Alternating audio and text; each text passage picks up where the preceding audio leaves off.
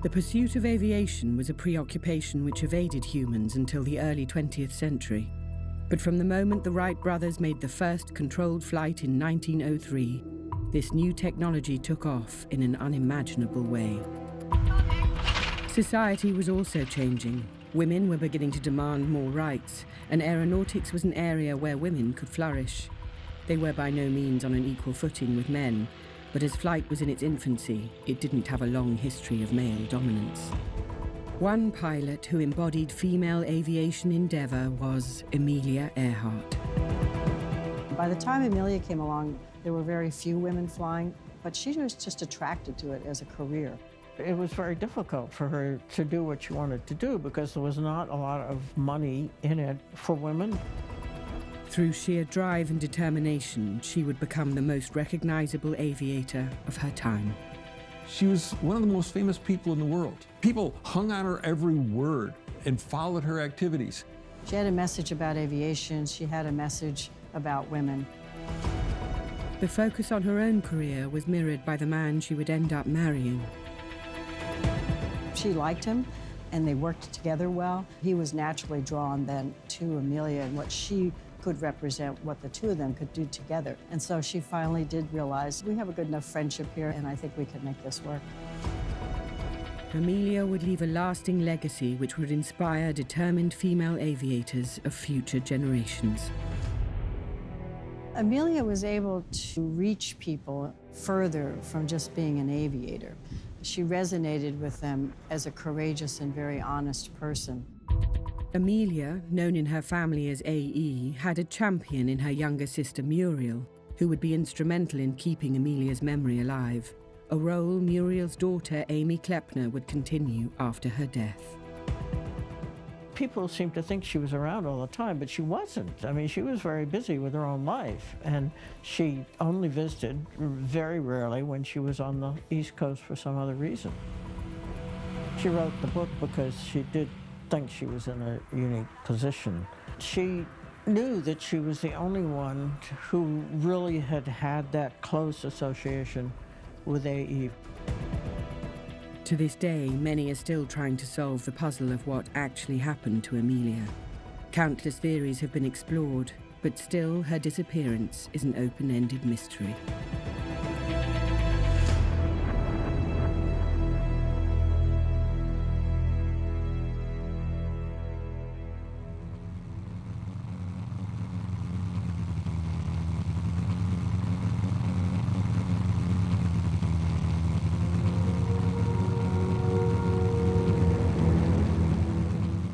On the 2nd of July 1937, the SS Itasca waited in the middle of the Pacific Ocean, just off Howland Island, 2,000 miles from Papua New Guinea.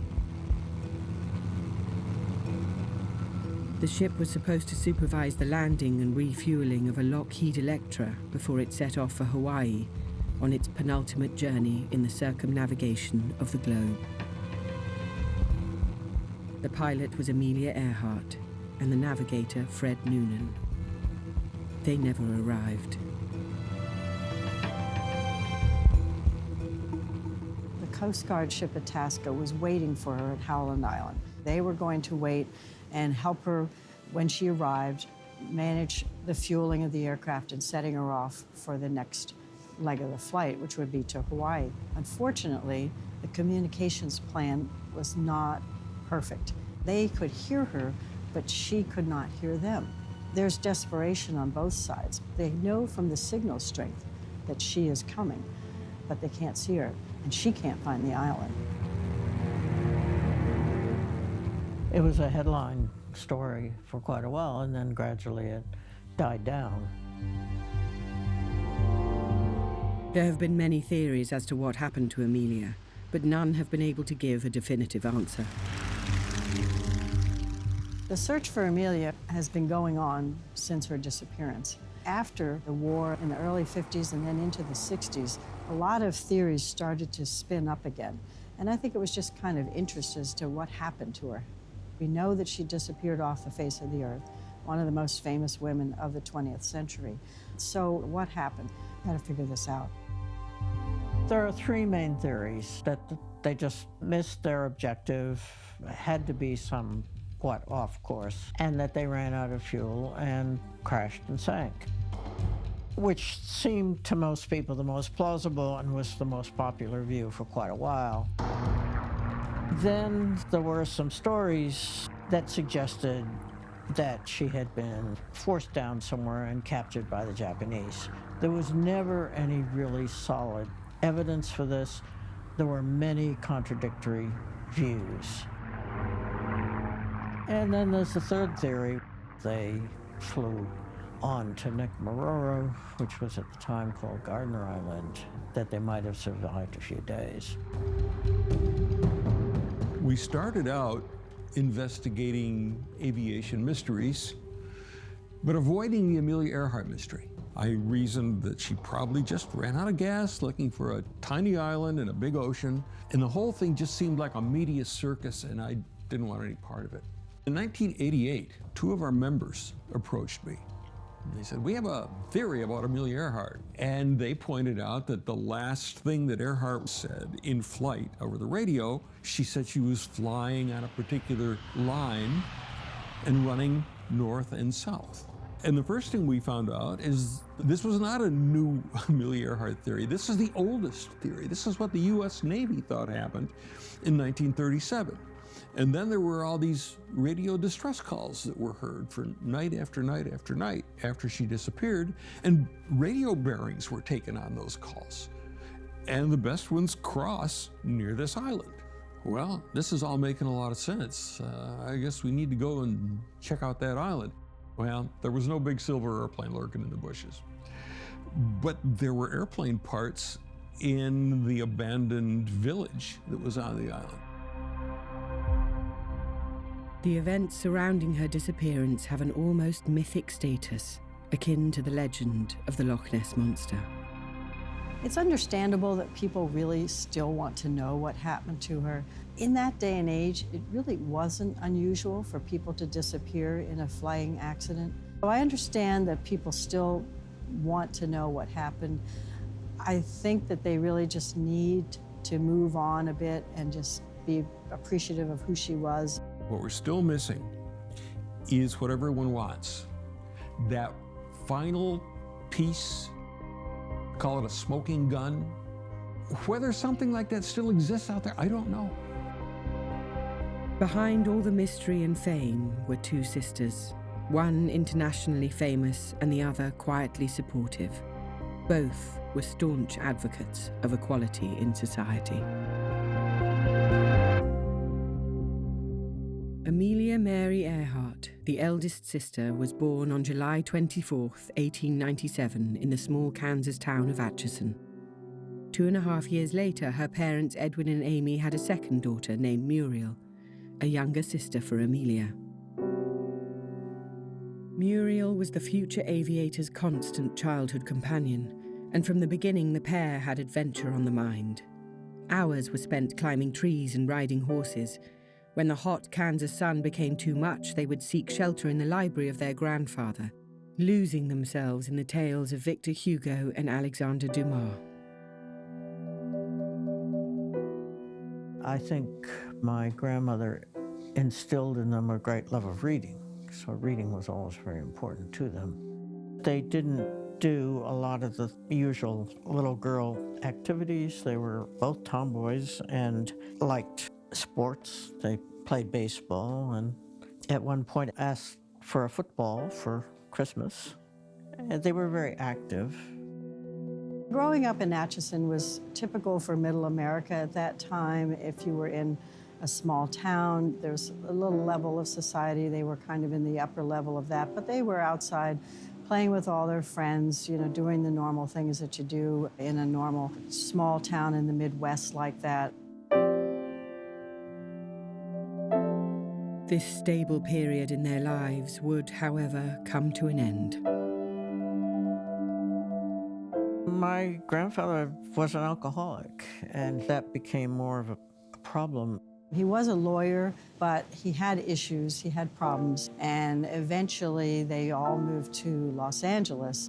He couldn't hold a job, which was one of the reasons they moved around a lot. And I think finally my grandmother decided she couldn't deal with it. Amelia and Muriel's adolescent years were dominated by these new struggles. The sisters coped with the uncertainty by throwing themselves into their studies. Both were bright and determined students. In 1919, they left home and went to college. Women were excluded from the Ivy League schools, but women's colleges had developed as a result of that, so that there were alternatives. Well, Amelia was always interested in studying and going to school and finding something that she wanted to do. She was never the type of girl that was just waiting to get married and start the family life. She went to Columbia and took some pre-med classes, and she decided, although she really was interested in medical research to some extent, that she would never want to practice medicine. She thought she'd be really bad at it. So she gave that up. She just realized this was not the profession for her.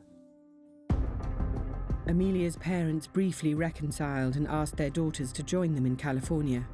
Muriel was unwilling to abandon her studies and refused to go, but Amelia joined them out west.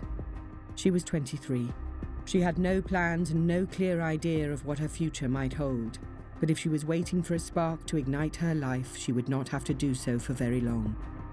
The spark would cause an explosion, one which her sister Muriel would be instrumental in sustaining even after Amelia's death.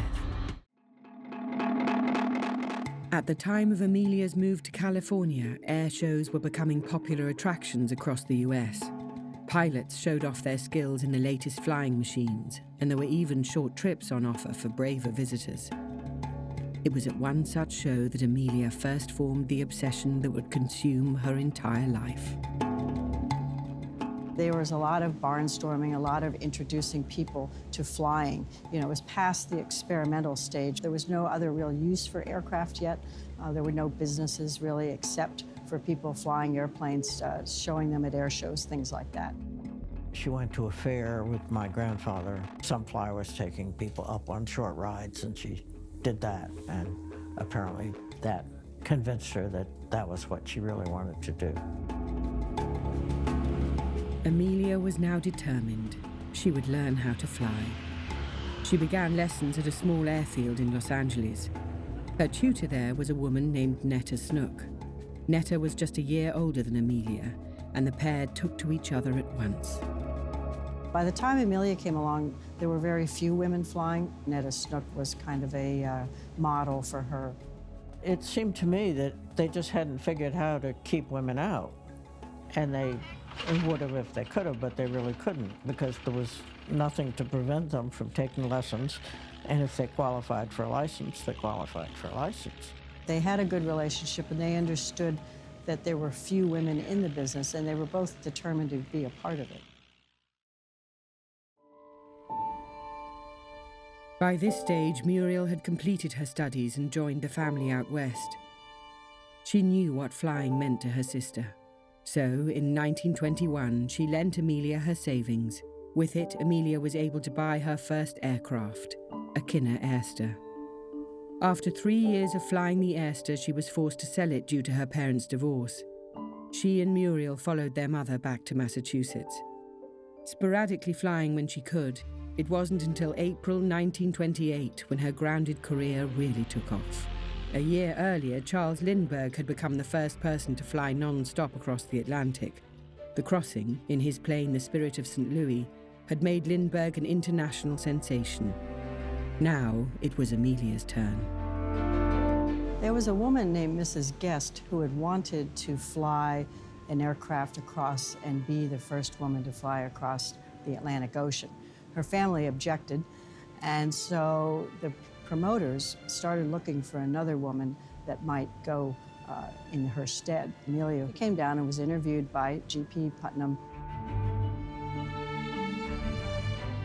GP, for some reason, has had a really bad press. And I think it's really been unfair, because people have repeated stories and attitudes without ever having met him, as far as I can tell. Putnam was from a family with a publishing business, and he himself was a bit of an explorer, and he had done a lot of traveling as a child. He'd gone out to Oregon. He ran a newspaper in Bend. He was elected mayor of the town. I mean, he can't have been such an awful person. He really loved promoting people that were going out and doing new and different things and trying different types of treks and flights and things like that. So he offered to become her publicist and help her make her way in aviation. More experienced men were to pilot the plane, and Amelia would be little more than a passenger. Nevertheless, she quickly agreed. On the 17th of June 1928, her plane Friendship left Newfoundland and headed across the Atlantic. A little over 20 hours and 40 minutes later, Amelia's plane landed at Berry Port, a small town in South Wales. Miss Earhart's aircraft, Friendship, taxis toward English shore at Southampton after first landing in Wales. There's Miss Earhart in flying togs. Her life changed forever. It was a dramatic moment in history. It doesn't make a lot of sense because she was only a passenger, but still, she was the first woman to actually fly across the Atlantic. And at this point, in 1928, it was still very dangerous to do so.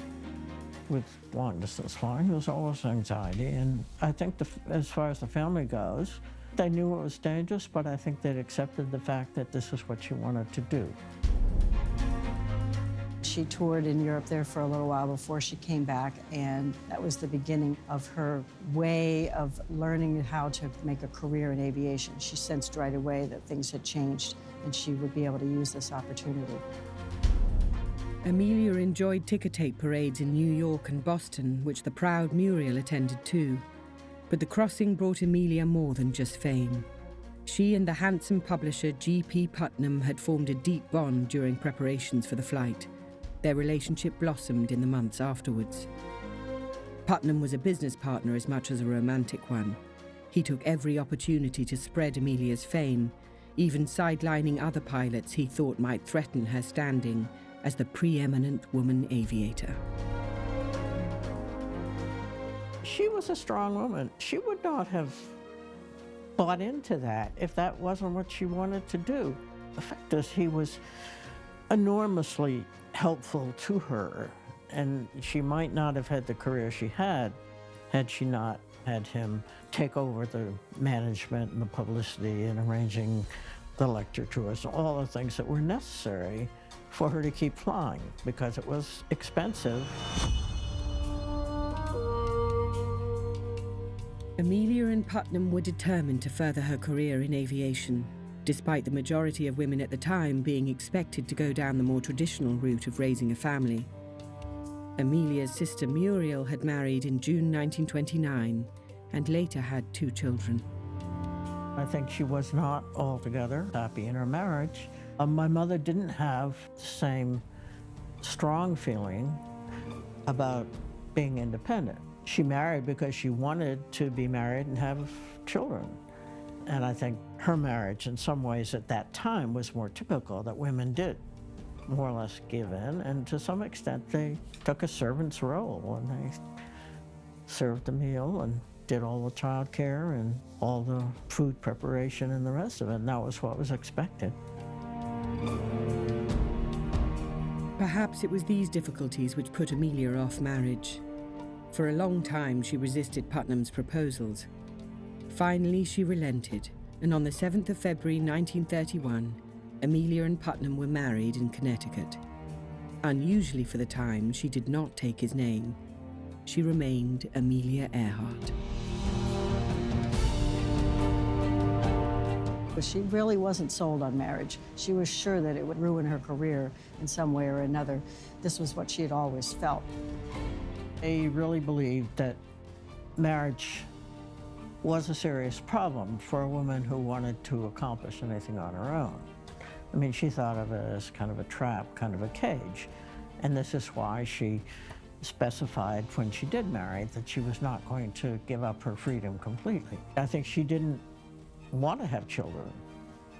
Children would have interfered. She was a great advocate of birth control. In fact, she gave some birth control advice to my mother, which would have taken me out of the picture. Amelia, again with Stoltz and Gordon, is given a big city welcome. This time it's New York who lauds Amelia as first woman to fly across Atlantic. Despite Amelia's fame and undeniable determination, many in the aviation industry in fact had doubts about her abilities as a pilot. They thought she was far more adept at making the headlines than making a landing. For her part, Amelia was well aware of her limited role in that famous flight across the Atlantic. She got 0 from the Friendship flight, nothing. The 2 men were paid, she was paid nothing. So that it was very difficult for her to do what she wanted to do because there was not a lot of money in it for women, probably for men either, except the difference was men could get into commercial aviation. They could be commercial pilots, whereas women were excluded from that.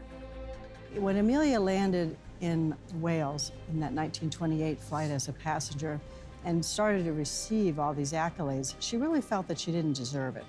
And she vowed then that she would have to make her own flight at some point so that she could actually deserve this kind of accolade and be respected as a pilot in her own right. Amelia's drive and ambition to fly across the Atlantic would not stop at this accomplishment. She would go on to break other speed and distance records, constantly proving that being a woman was by no means a hindrance. Her thirst for bigger and more epic adventure would seal her name in history, but it would also have tragic consequences. At Hatboro, Pennsylvania in 1930, Amelia becomes first woman to fly an autogyro. Married to famed publisher, here helping her into strange craft, Amelia is Mrs. George Putnam now. But as far as planes are concerned, she's still Amelia Earhart of the airlanes, who will give flight to anything with wings. This is sort of ship Lady Lindy has never flown before, but she'll fly it just the same. Amelia was under pressure to maintain her status. She had little time for her family, whose requests for financial help were just another unwanted burden. Muriel, who had helped finance Amelia's first plane, was deeply hurt. I think she did become more and more controlling. What she did to help my mother was to loan my parents the money they needed to buy their first house. And she viewed this as a business transaction, and I think she thought it was not properly acknowledged. My grandmother, who was a really lovely person, had a really serious problem with money. She had extravagant tastes and couldn't manage money properly. AE gave her money, provided for her support, and resented the fact that my grandmother gave away some of that money. So there was a little bit of resentment there. Financial matters were always secondary as Amelia's focus was on her career. She was only a passenger when she first crossed the Atlantic, and her next goal was to be the pilot. With a keen sense of marketing, G.P. Putnam fixed the departure to precisely 5 years after Lindbergh's flight.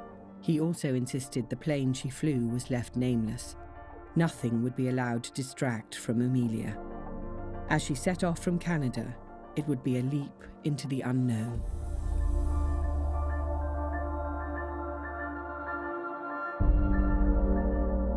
There was probably anxiety in the family about all her flights because there was always a risk. Long-distance flying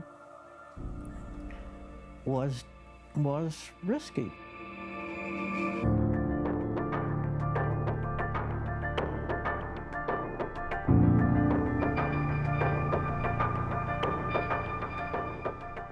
During this intense flight, she battled mechanical difficulties, strong winds, and icy conditions. Her original destination was Paris, but after 14 hours and 56 minutes of flying, she landed in a field in Culmore, Northern Ireland.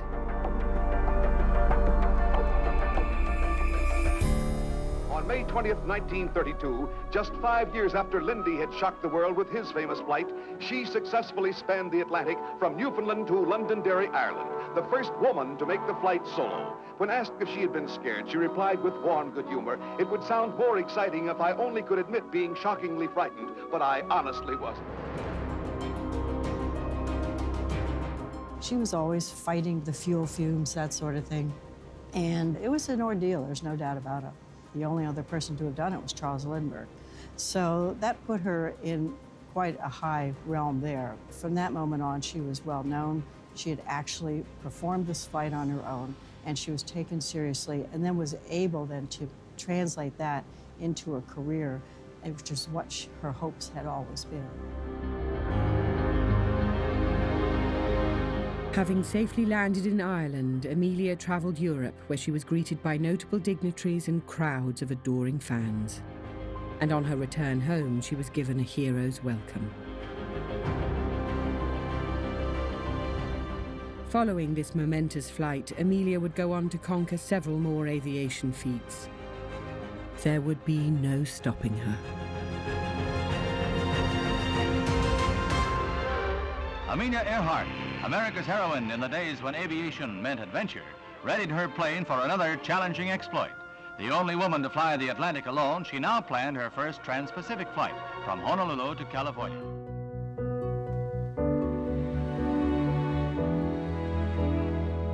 Flying from Hawaii, Amelia would arrive safely in California, where she was met with an eager press and a cheering crowd. The Atlantic flight, I had ice conditions and general storm. On this flight, really no bad weather at all except a few little rain squalls. I saw the moon and stars most of the night. By 1935, her name was among the most recognized in the world. A still grander goal was in Amelia's sights, however, a circumnavigation of the globe. She planned a grueling route along the equator, the longest ever attempted.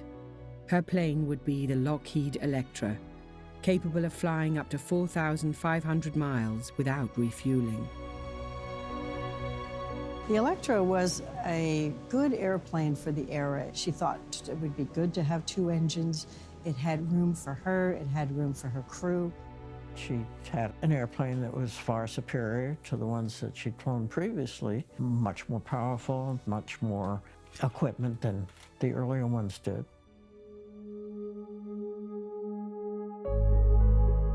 In March 1937, Amelia set off from California on the round-the-world record attempt. She flew to Hawaii and, after a rest day, planned to fly on across the Pacific. But as Amelia accelerated down the runway, she lost control.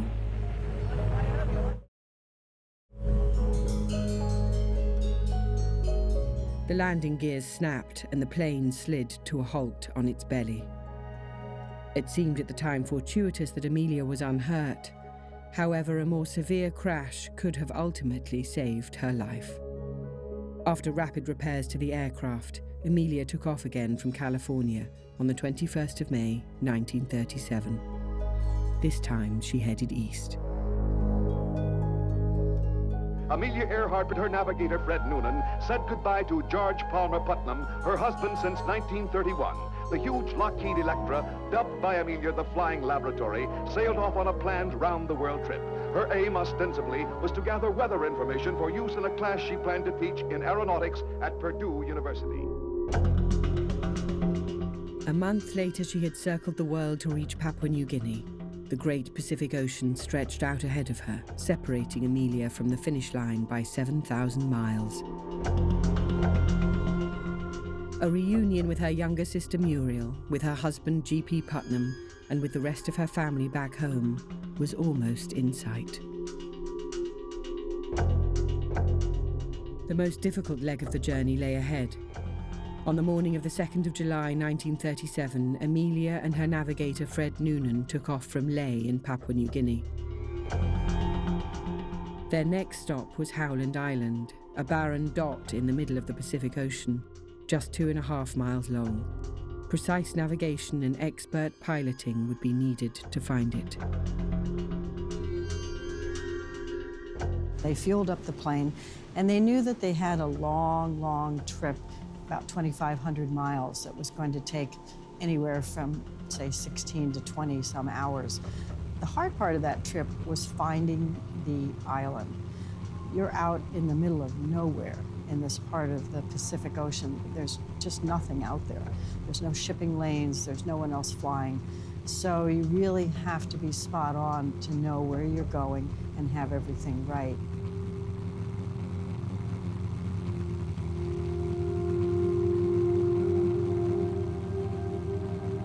After almost 20 hours of flying, they reached the point where they expected to find Howland Island, but they could not see their landing.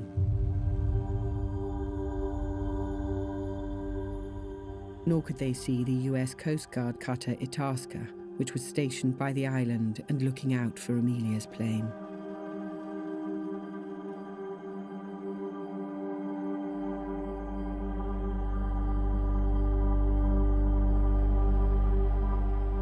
The Coast Guard ship Itasca was waiting for her at Howland Island. There was fuel waiting there for her. They were going to wait and help her when she arrived, manage the fueling of the aircraft and setting her off for the next leg of the flight, which would be to Hawaii. They were listening on the radio to receive her messages and to communicate with her. Unfortunately, the communications plan was not perfect. They could hear her, but she could not hear them.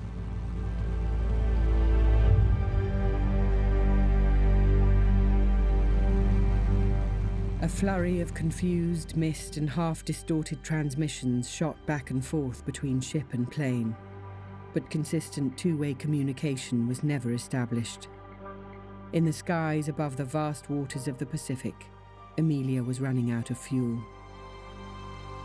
20 hours and 14 minutes after takeoff, one last confirmed radio message from Amelia was received on the Itasca. And then silence.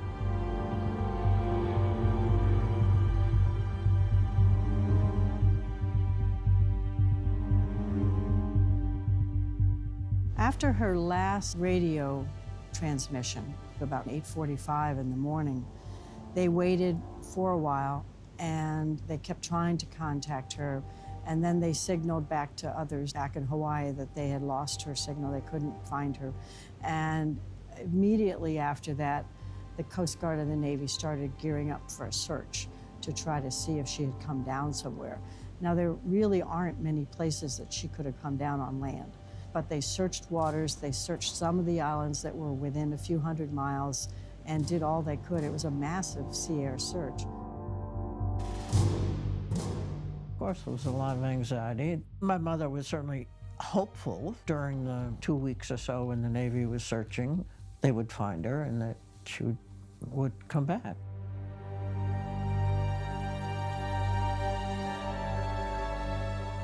Day by day, the hope would fade for the family of Amelia.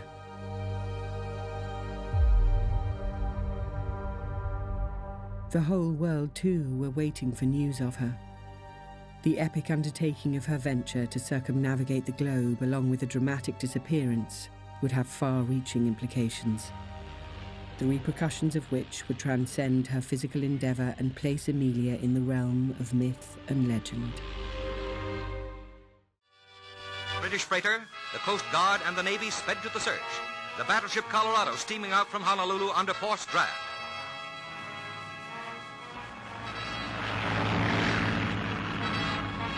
From California, the aircraft carrier Lexington, with 3,000 men and 72 planes aboard, races into the distant Pacific to join the greatest searching party in the history of aviation. On the 18th of July 1937, the search for Amelia Earhart was abandoned. The official conclusion was that her plane had run out of fuel and ditched in the ocean north of Howland. No wreckage or bodies were ever found. The years that followed would see Amelia disappear from public consciousness, and as the theatre of World War II began, more pressing matters occupied the headlines.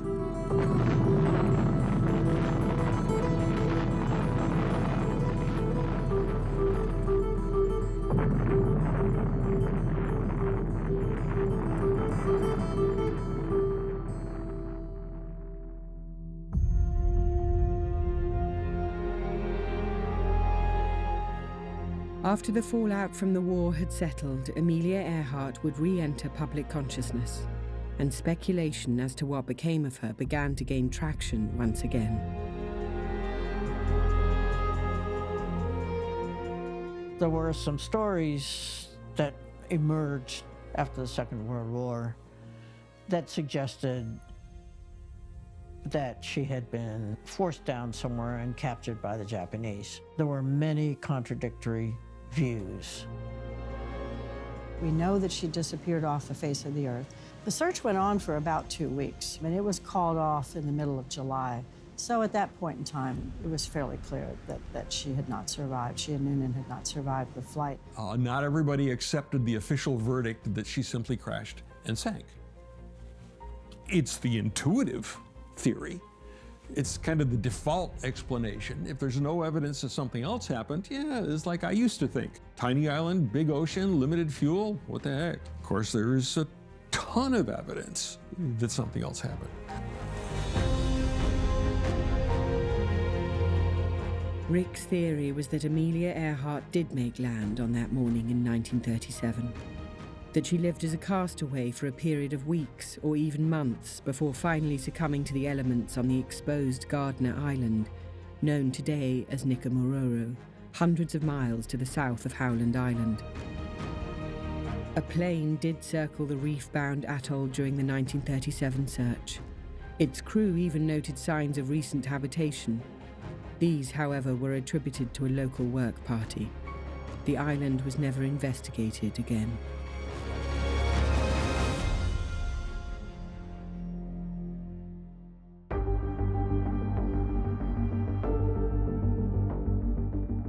The efforts of Tiger have since established that no such group was active at the time, and more evidence was to emerge that Amelia had managed to reach land. As the search scoured the Pacific, there were reports of radio transmissions from Amelia's plane. Ships and islands in the region picked up new signals on her frequency.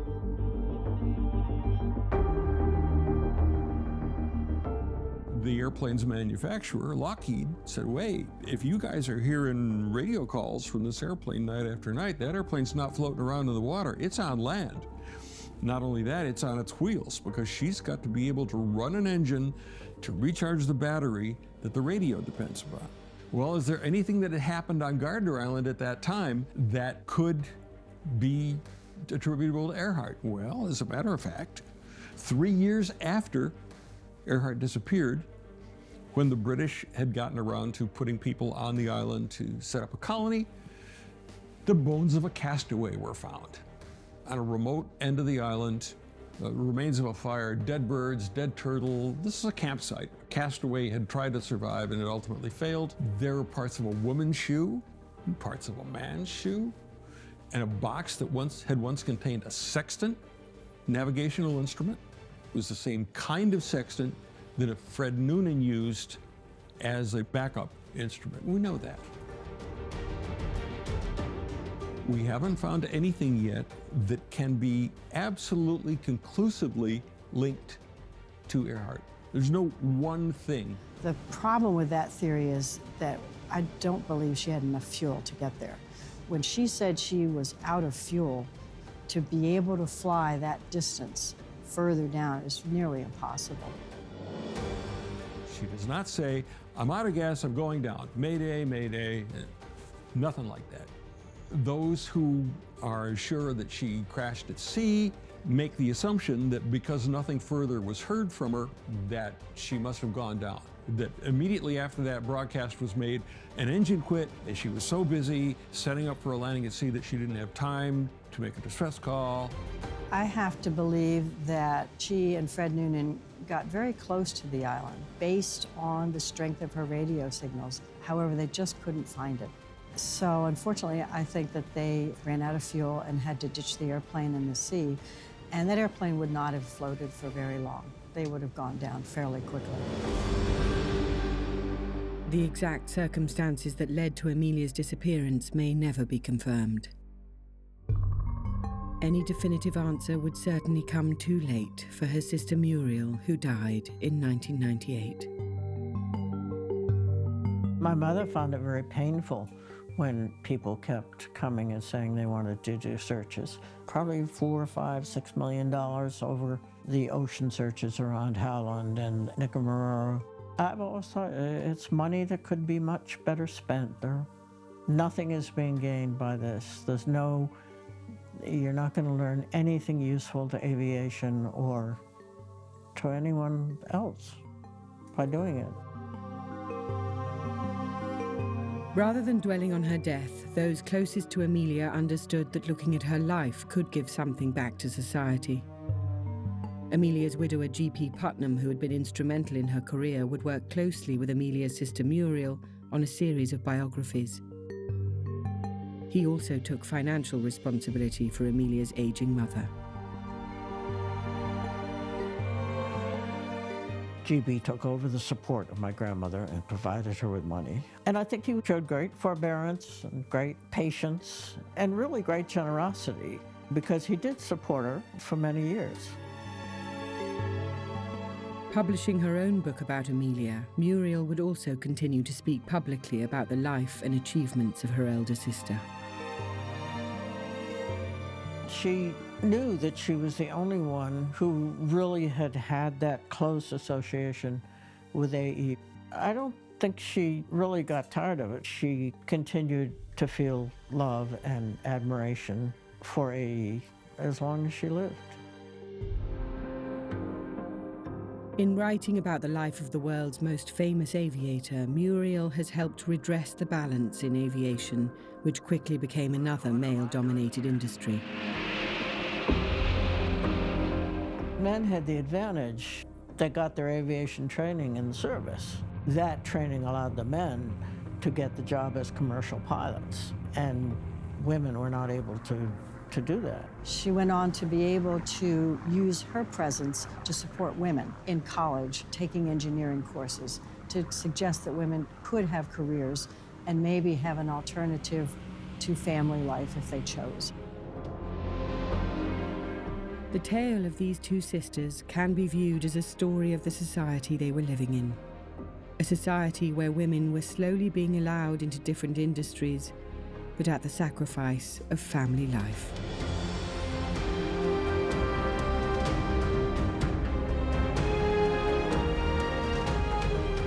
Well, I think they chose different lives because they had different ability. I think my mother was a really good teacher, but she also wanted to have a family, and she was happy with the choice she made.